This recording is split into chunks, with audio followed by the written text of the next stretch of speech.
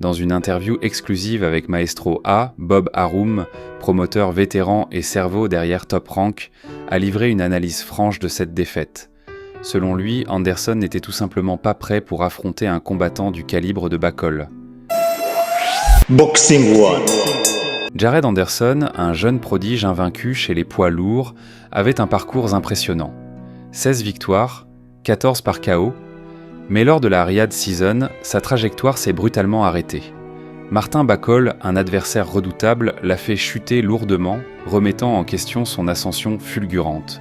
Aujourd'hui, nous allons découvrir ce qui s'est réellement passé et surtout les révélations importantes du promoteur légendaire Bob Arum sur cette défaite inattendue. À seulement 24 ans, Jared Anderson s'était imposé comme l'un des espoirs les plus prometteurs de la boxe. Ses mouvements fluides, sa puissance et son incroyable sens de la finition ont fait de lui un candidat sérieux pour le titre mondial.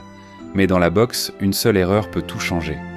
Mais cette fois, Anderson faisait face à une véritable bête.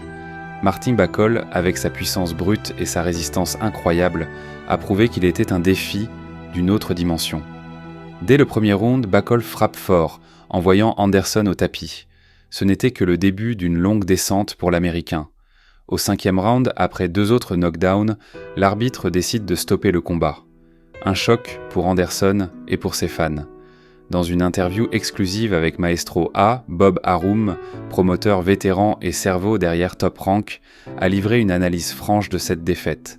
Selon lui, Anderson n'était tout simplement pas prêt pour affronter un combattant du calibre de Bacol.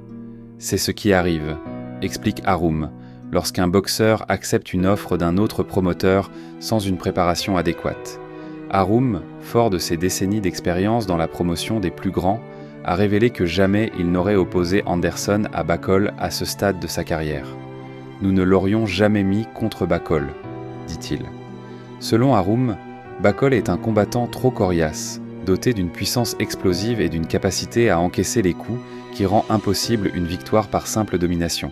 Pour battre Bacol, il ne suffisait pas de l'attaquer de front. La seule manière de le vaincre est de le surclasser, précise Arum.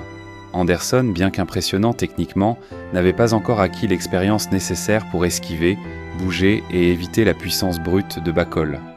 Malgré ce revers, Jared Anderson n'a pas cherché d'excuses. Il a accepté la défaite avec humilité et est prêt à retourner au travail. Bob Arum reste confiant pour l'avenir. Il a gagné de l'argent et cette défaite va le rendre meilleur. C'est juste un chapitre, le prochain sera encore plus grand. Pour Anderson, c'est le moment de se relever, d'apprendre et de se préparer pour ce qui pourrait être un avenir glorieux. Dans la boxe, chaque combat est une leçon. Pour Jared Anderson, cette défaite face à Martin Bacol pourrait bien être l'une des plus grandes. Mais avec un promoteur expérimenté comme Bob Arum à ses côtés, l'avenir semble encore prometteur. Alors pensez-vous que Jared Anderson reviendra plus fort ? Laissez vos commentaires ci-dessous et abonnez-vous pour suivre son parcours.